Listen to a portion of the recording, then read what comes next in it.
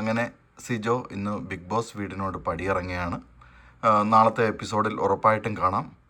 ഇന്ന് സിജോയുടെ ബർത്ത്ഡേ ആയിരുന്നു. Big boss Malayalam സീസണിൻ്റെ അല്ലെങ്കിൽ ബിഗ് ബോസ് ചരിത്രത്തിലെ ഏറ്റവും വലിയ ഒരു ഫിസിക്കൽ അസോൾട്ട് നേരിട്ട വ്യക്തിയാണ് സിജോ.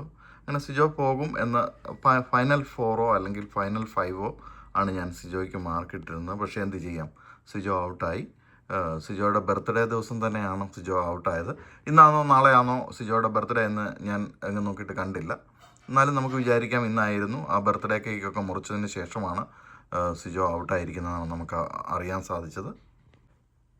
പൊതുവെ ഏതായാലും വോട്ടിംഗ് ആണ്. ചിലപ്പം ലാസ്റ്റ് 2 പ്രാവശ്യം സിജോ വോട്ടിങ്ങിലില്ലായിരുന്നു. അതുകൊണ്ട് സിജോയ്ക്ക് സ്ഥിരമായിട്ട് വോട്ട് ചെയ്തുകൊണ്ടിരുന്നവർ വോട്ട് ചെയ്യാതിരുന്ന് കാണും. അതായിരിക്കാം ഒരുപക്ഷെ പുറത്തു പോകാൻ കാരണം എന്നാണ് എനിക്ക് തോന്നുന്നത്.